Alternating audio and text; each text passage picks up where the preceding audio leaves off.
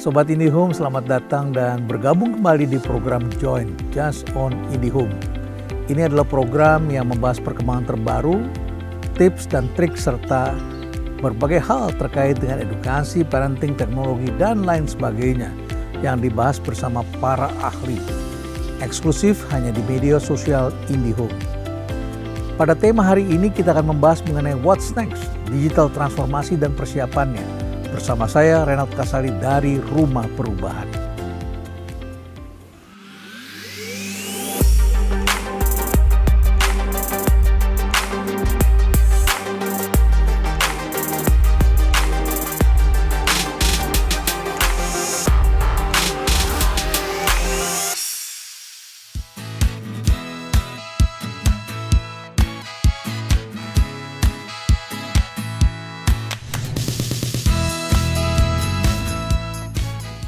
Disrupsi ini melahirkan beragam peristiwa penting yang tentu saja berdampak pada kehidupan dan banyak sekali usaha yang tiba-tiba menjadi gulung tikar dan kalah. Hari ini kita menghadapi dua jenis kompetisi, yaitu competing for the present dan competing for the future. Banyak orang yang dulu tidak percaya dan akibatnya sekarang menghadapi pontang-panting menghadapi situasi yang berubah ini. Dan mereka harus melakukan transformasi besar-besaran, hidup atau mati. Apa yang akan kita pelajari dari sebuah kejadian ini adalah bagaimana kita melakukan transformasi. Tetapi sebelumnya Sobat IndiHome, silahkan mengunjungi microsite www.indihome.co.id/join yang berisi ragam edukasi mengenai program Join ini. Selain itu juga terdapat halaman pre dan post test yang kalau Anda isi dengan baik dan benar, maka Anda akan bisa mendapatkan e-certificate setelah Anda mengisinya.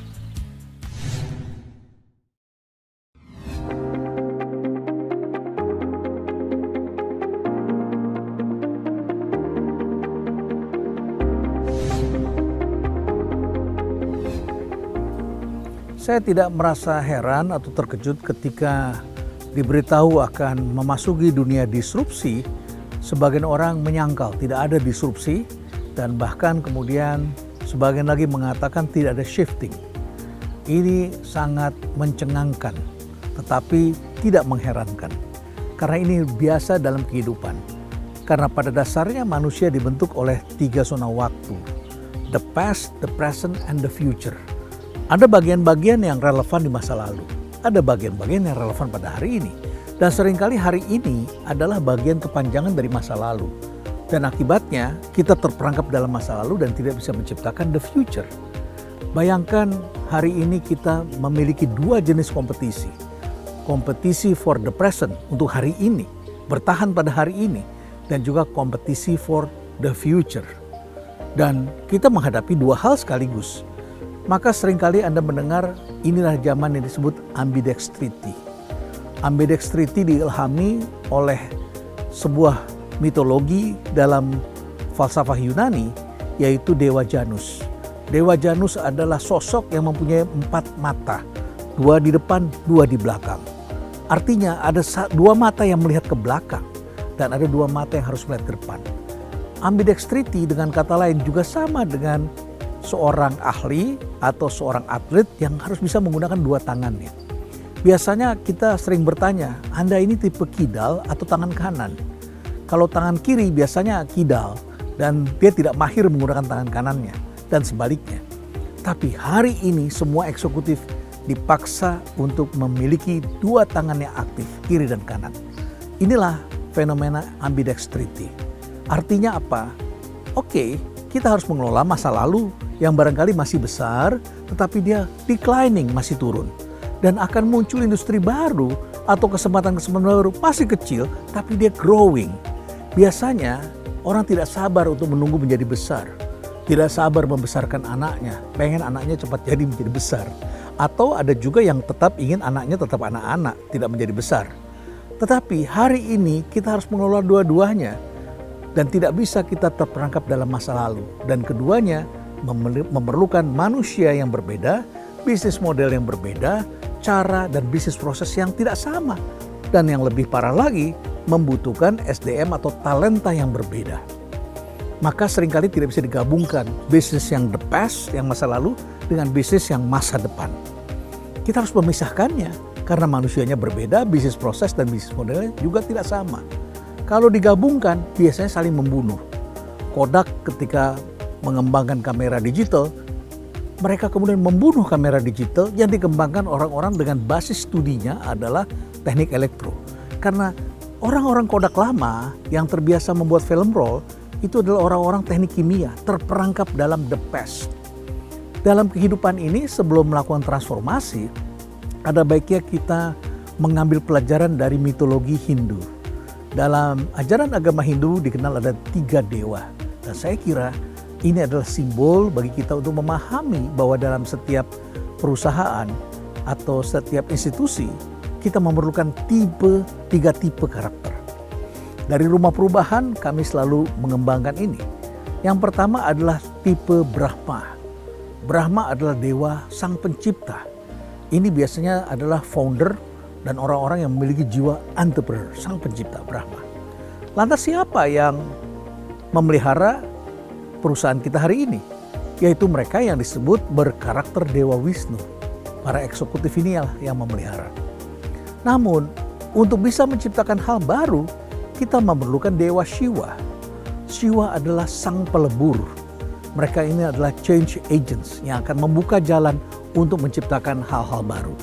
Jadi, ada bisnis kita yang lama yang didirikan oleh sang pencipta pada waktu masa lalu, pendiri perusahaan yang mewariskan kita pada hari ini dan kita menjadi pemelihara. Tapi kalau kita hanya meneruskan yang kemarin saja, maka ke depan kemungkinan perusahaan kita atau produk kita menjadi tidak relevan. Disitulah kita memerlukan transformasi. Oleh karena itu maka kita sekarang memiliki 3 kotak. Kotak masa lalu, kotak hari ini, kotak hari esok. Produk yang diwariskan dari masa lalu, yang kita bawa terus ke hari ini dikelolanya berbeda dengan yang dikelola hari depan. Dan inilah inti dari transformasi. Anak-anak muda langsung masuk ke dalam dunia baru. Karena mereka digital native. Orang tua sudah belajar dengan cara-cara lama. Oleh karena itu maka ada 3 strategi di sini. Yang pertama adalah strategi pada kotak yang pertama yang kita sebut adalah hari ini begitu. Hari ini apa yang harus kita lakukan? Manajemennya adalah melakukan efisiensi. Karena pendapatannya turun terus dan mulai ditinggalkan. Kita tidak mungkin meningkatkan revenue terus-menerus. Kita harus melakukan efisiensi. Lantas revenue yang baru dari mana? Dari produk baru. Inilah masa depan yang harus kita create. Dia perlahan-lahan dia akan naik nanti. Sampai suatu ketika terjadi lonjakan yang besar. Ya seperti IndiHome inilah. Dulu lama sekali dan kecil sekali. Tapi hari ini dia menjadi kontributor yang besar bagi Telkom. Dan mungkin juga hari ini bisnis masa depan itu adalah dunia digital yang dikembangkan di PT Telkom ini. Jadi kotak pertama the present ini cara mengelolanya adalah menciptakan efisiensi, memberikan layanan-layanan dengan goals yang lebih challenging, dan tentu saja inovasinya adalah memperbaiki yang kemarin. Layanan diperbaiki, komplainnya kemudian dihadapi dengan lebih baik, kemudian produknya dibikin menjadi lebih elegan. Tapi kita harus membuatnya menjadi smarter, faster, and cheaper. Inovasinya bagaimana? Ya linear, kelanjutan dari yang kemarin. Ini adalah bisnis yang hari ini. Tapi kalau kita mau masuk yang box yang ketiga, the future, maka kita harus melepaskan yang masa lalu dulu. Transformasi intinya adalah melepaskan cara-cara masa lalu yang sudah tidak relevan. Jadi kita tentu saja harus melepaskan hal-hal di masa lalu yang sudah menjadi kebiasaan kita atau produk kita yang sudah tidak relevan lagi. Forgetting the past. Namun untuk menciptakan dunia baru, kotak yang ketiga itu, kita harus hidup dalam era yang baru. Living in new era dengan cara-cara yang benar-benar berbeda. Dan untuk itulah kita memerlukan strategi yang berbeda. Pada box pertama hari ini kita harus melakukan efisiensi. Dan kemudian melakukan perbaikan-perbaikan produk, inovasi linear. Pada box ketiga menciptakan produk baru yang dipisahkan antara satu dan ketiga ini adalah kita harus melakukan inovasi yang bersifat non-linear. Non-linear. Dan ini harus menciptakan sebuah smart business. Karena ini menyangkut soal network baru. Dan kita juga membedakan antara linear innovations dengan non-linear innovations. Linear innovations adalah box 1 dan non-linear innovations adalah box 3. Box 1 ini adalah memperbaiki performance saja dan juga tentu saja current bisnisnya masih sama. Kalau di sini bisnis modelnya sudah berbeda. Kita harus meredefinisikan siapa customer kita, reinventing value yang harus ditawarkan kepada pelanggan-pelanggan baru, dan tentu saja meredesign end-to-end the value chain architecture. Jadi arsitektur dari value chain ini sudah berbeda dengan yang lama. Kita tentu harus men-scale up, tidak terperangkap pada skala ekonomis yang lama, tapi scale up, scope up, dan tentu saja juga membuat sesuatu menjadi lebih cepat, ya, menjadi lebih cepat. Dan bagaimana isu kita ke depan? Kita akan masih menghadapi hal-hal baru, karena transformasi ini hanya baru pada tahap awal AI Factory. Dan kita semua perlu melakukan transformasi ini. Dan isu-isu ke depan ketika ini terus berlanjut, maka ada isu mengenai future of work seperti apa. Kemudian juga adalah bagaimana kita menghadapi krisis-krisis yang barangkali hal-hal yang tidak terduga. Kita juga menghadapi isu mengenai cobot, yaitu kolaboratif robot. Kita juga menghadapi isu mengenai the future of humanity, future skills, digital talent misalnya. Dan tentu saja yang perlu kita ikuti terus adalah munculnya ledakan kecerdasan. Ini akan mengakibatkan terjadinya hyper disruptions. Setidaknya ada 6 hal yang saya sarankan ini dilakukan oleh semua orang. Yang pertama, transformasi itu bukan sekedar transformasi institusi. Kita perlu mentransformasi mindset kita masing-masing. Yang pertama adalah transformasi mindset. Yang kedua, kita perlu melakukan investasi pada keterampilan-keterampilan baru dan cara-cara belajar baru. Dan khusus bagi anak-anak kita, cara belajarnya tidak sama dengan cara kita. Kemudian yang ketiga, kita harus melakukan improving, yaitu kapabilitas teknologi dan juga tentu saja cara mengelola yang baru. Yang keempat, kita harus aware terhadap munculnya era baru yang berubah sama sekali konsumen ini. Katanya disebut VUCA atau tuna. Volatility, uncertainty, complexity, dan ambiguity. Dan tentu saja ini juga disebut tuna. Jadi hari ini kita menghadapi era juga VUCA, yaitu era volatility, uncertainty, complexity, dan ambigu. Orang-orang semua ambigu, ragu-ragu. Yang kelima, saya sarankan lakukan yang disebut dengan ambidextrity. Ambidextrity itu artinya exploit yang hari ini, kotak satu, kemudian explore dunia baru. Eksploitasi dan eksplorasi dijalankan bersamaan. Dua tangan kita harus aktif. Dan yang terakhir, kita harus invest dan juga harus mempunyai cara-cara baru mengembangkan usaha dalam sebuah ekosistem. Jangan semuanya ingin dikerjakan sendiri. Dan tentu saja dunia baru ini kita harus bertransformasi, dan transformasi ini memungkinkan kalau kita memiliki apa yang disebut cognitive flexibility. Dulu orang hebat itu adalah orang yang konsisten, harus konsisten. Katanya orang-orang seperti ini orang-orang yang mempunyai integritas. Tapi sekarang yang kita perlukan adalah manusia yang mampu beradaptasi, keep it relevant. Dan ini memerlukan apa yang disebut dengan cognitive flexibility. Sebuah proses di dalam pikiran kita bagaimana kita cepat beradaptasi dan menyesuaikan diri dengan keadaan karena situasi menghadapi perubahan yang begitu cepat. Jadi kita bisa melakukan adaptasi dan menginovasi. Ini adalah hal-hal yang saya kira perlu kita perbaharui terus, dan kalau kita tidak lakukan maka kita tidak bisa melakukan transformasi. Apa yang dapat dilakukan oleh manusia untuk memperbaiki cognitive flexibility-nya?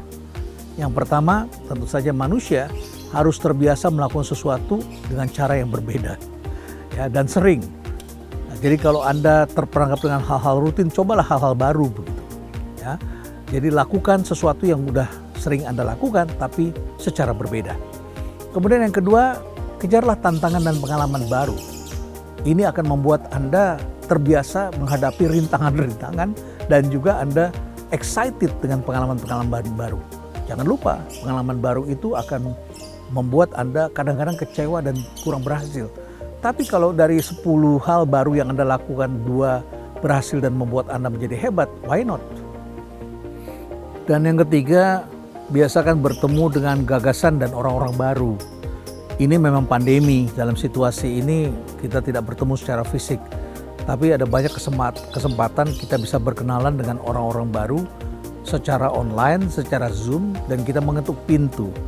Kalau saudara-saudara berkenan untuk berkenalan, bertemu, menghubungi, bertukar hal, saya kira ini akan membiasakan untuk kita mengalami yang disebut dengan cognitive flexibility. Tanpa kebiasaan bertemu dengan gagasan-gagasan atau orang-orang baru, baik secara real maupun secara virtual, saya kira kita akan sulit melakukan transformasi. Karena itu, inti dari transformasi adalah membuat hidup kita, membuat usaha kita, organisasi kita, pekerjaan kita selalu relevan dari waktu ke waktu. Demikianlah pembahasan hari ini, Sobat IndiHome. Ingat untuk selalu mengunjungi www.indihome.co.id/join. Dapatkan edukasi atau informasi dari para ahli, dan lebih baik pula bila Anda mau melengkapi pre dan post test yang tersedia untuk mendapatkan e-certificate yang bermanfaat bagi hidup Anda. Tentu saja akan ada banyak pembahasan seru lainnya dari IndiHome, dan dapat pula Anda mengirimkan saran untuk pembahasan pada program Join ini. Saksikan terus episode Join lainnya hanya di media sosial IndiHome, aktivitas tanpa batas, karya tanpa batas.